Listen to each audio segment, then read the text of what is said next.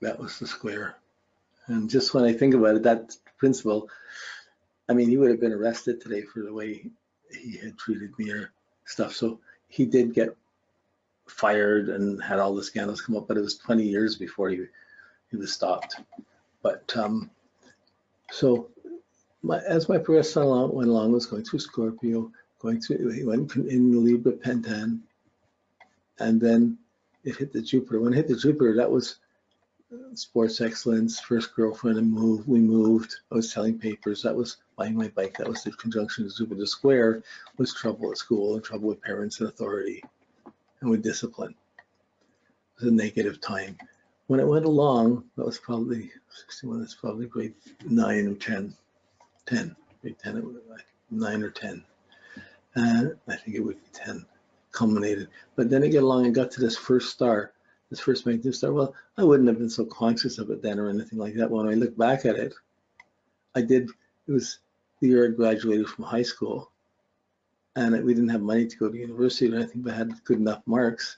So I graduated. I got a scholarship to pay because of my math was like kind of the tops in the province.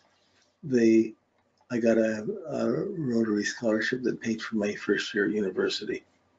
And then I got a job that summer that was paying good bucks for 2 months. So that was, yeah, it was for Wood Gundy, and I was delivering things, but they still had to secure me or bond me for $1 million because I was carrying like, as a little kid, I'm delivering these packages that I'm $500,000, $1 million worth of bonds or stocks and delivering them from one office to another. I think this is a long time ago, so this is. There wasn't faxes. There weren't a lot of things back then. Things were hand delivered. So, anyways, that was just. I didn't have it marked in, but then the next aspect came up. It's going through Scorpio, going through my third house. It comes up and it squares Pluto. Okay, and then it conjuncts my Mercury. So this was a big aspect, a big challenge. So when I look at this is they're within a degree of each other. So you say for over about 3 degrees or 3 years. These themes, the square to Pluto and the conjunction to Mercury, were very predominant themes. And for me, during this period, just generally, I'm going to get this into much more detail, but there was folk music, I was traveling, I was left home. I left home, I'm not putting up with this. And I went out and traveled, I had no money. I just went from city to city, just got by and traveled and wrote poetry, and I lived in the mountains and ran into many death experiences or confrontations with fear and power those times, and it formulated a lot of my thinking. By 67, at the end of which I shaved my head bald and I ended up going to India, leaving for India. So that this whole shift of coming out of school, going a couple of years university, then letting it go, traveling and wandering, being the hippie, and going out and getting my own experiences, and then having been disenchanted enough, having to go deeper into a search, going to India. And then as the first sun went forward, and it went over, it conjuncted my Mars. And it's a 144 to Uranus, but I'm not going to concentrate on these little smaller aspects, the minor aspects. The conjunction to Mars is a big thing. That's a couple of years. That's the 2 years I spent in India, and I spent it meditating. So even though the sun to Mars, you would think, oh boy, it's going to be really powerful, really active time. It was the most powerful point in my time, but it's the time of my life when I did nothing.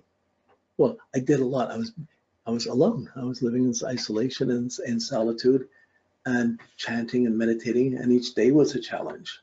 But it was more dynamic than how I'd lived at other times. But it was a very formative time in my life. So we're going to go into this more as well.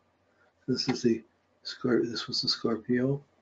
And the Pentan was Capricorn, and then there's the hexagram. So all of the things bring layers or levels of meaning.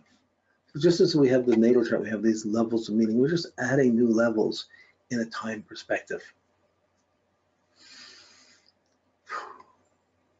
Okay, and then we're going to go up to, this goes along. We're following basically this whole little period, going traveling around North America, ending up in India, meditating, and coming back. and we're going to look at the progressions during that period. There's longer themes going on. There's bigger themes going on. But progression's so personal. You don't want to make it just, here's a general theme, so we talking blah, blah. You want to show how it's working and how it goes deeper and deeper, and how each of the layers is working at any specific time. You know, it's funny, like you hit your finger with a hammer. You're hurting about your family. You forgot about your body. You forgot about all your focus goes onto that finger, but it's tied up to other things as well. So what you're doing and where you are. So there's layers. Then as you go along, the progressed sun will touch another first magnitude star. I think that was Alpha Crux. I think this is Peter Delta Centaurus or something like this. That's another star. And I was fairly prominent at that time, but I was really involved in mystical things. I had started a bookstore and a mystical library, so there were certain things there. I wasn't really. Starlights are just inspirations that come in on another level. They're just some light that's there to guide you. And that's how I look at it. That's how I use them. And if you're living intuitively or deeply enough, they may become more conscious than not, or may bring you some extra insights.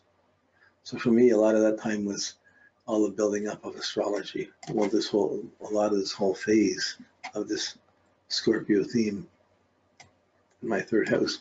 Then it went down and it would hit my IC. It's my IC and this first magnitude star, Alpha Centauri, in 1982. Okay, so this was a very, I had built the musical instrument. I had an agent. The agent wasn't doing anything. I had to let go of the agent. I just decided I'd do it on my own. There's lots of examples. I had the library I worked at. I gave it away, and then I had to take the library back and set it up all over again. So there were deep things that affected my personal motivation during that time. Again, I want to get to a deeper. So it's really organization unless you study this better. So this we have the chart printouts. The chart printouts gives us time. Everything changes up by pentan, by subpentan, by aspect, and then this gives you a chart where you can see it. And you can see the basic, so it helps organizing your life calendar.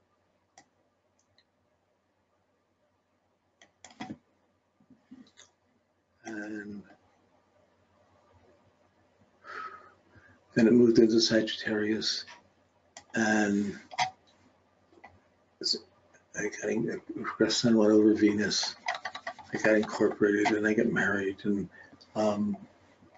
it just kept evolving through each of these things. So just talking about the things, it's not, you have to slow down and go deeply into them, but I just have them there. This is our anchor, just the doorways into the deeper things. By the time it trined my Saturn, it was the end of my marriage, number 3, and I moved. And the first live, and as it sextiled Neptune, I had the first live performance of the celestial harp. So, yeah, hit the nodes. And trying Pluto, but still it's a bad relationship. It's a minor aspect, so, but I had to move the library a few times as it went past the Mercury and the Moon.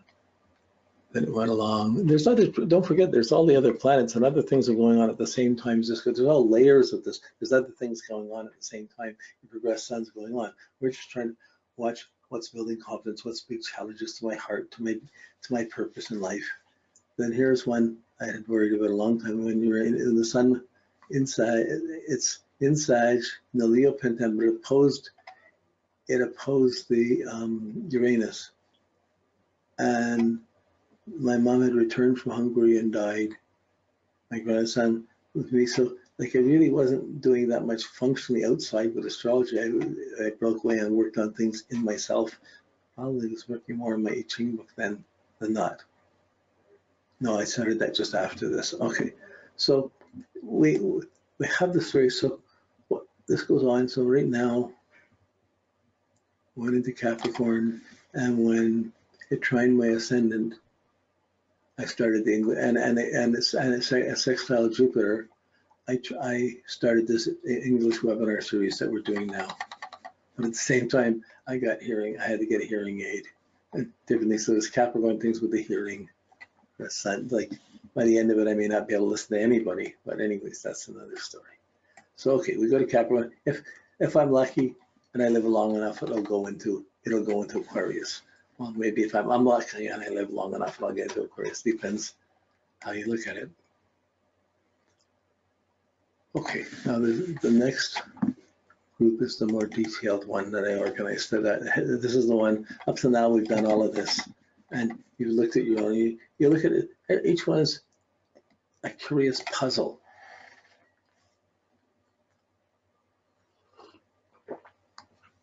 And it's really difficult to know when you're doing someone's chart if they're more spiritually evolved than you or you're more than them. You can't know that. You can only do it as best as you can and present it to someone and set it up. It's like a calendar of your life. You have the transits for the outer calendar. You have the progressions for the inner calendar, and it's up to you what you make of them. So sometimes when someone's at a big turning point, you can see where the outer calendar is going, so you can navigate through the outer calendar. But if you can add room to take care of the inner calendar as well, you get to a more wholesome existence.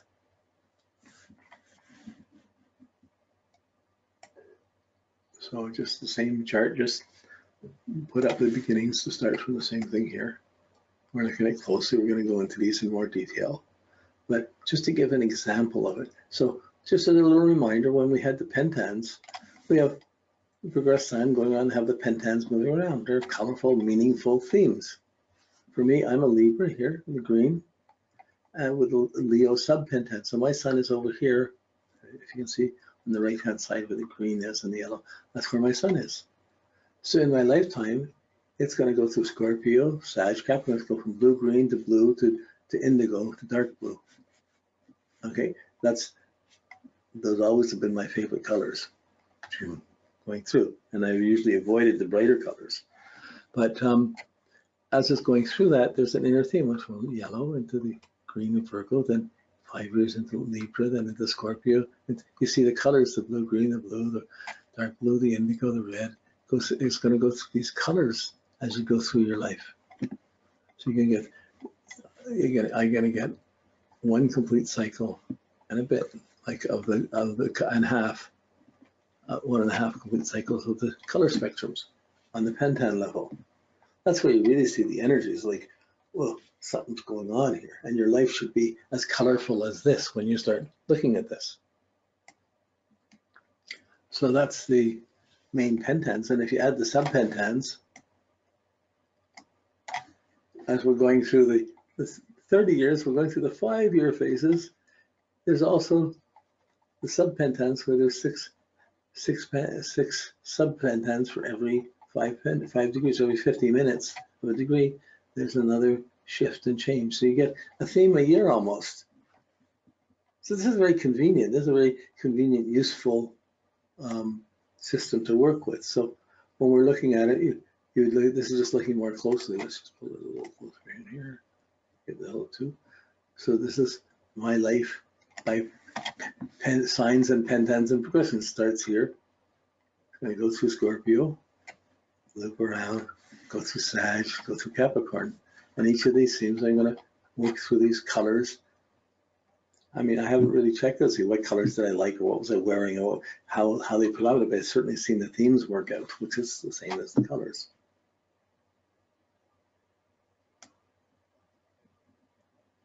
So when you put the subpentans together, the same thing. Here's the pentans and the subpentans moving around. They're dancing out a lifetime. The sun and the moon, they move directly. They don't retrograde. The other planets retrograde and they speed up, slow down. They have much more distinct fluctuations. So the sun is fairly straightforward. So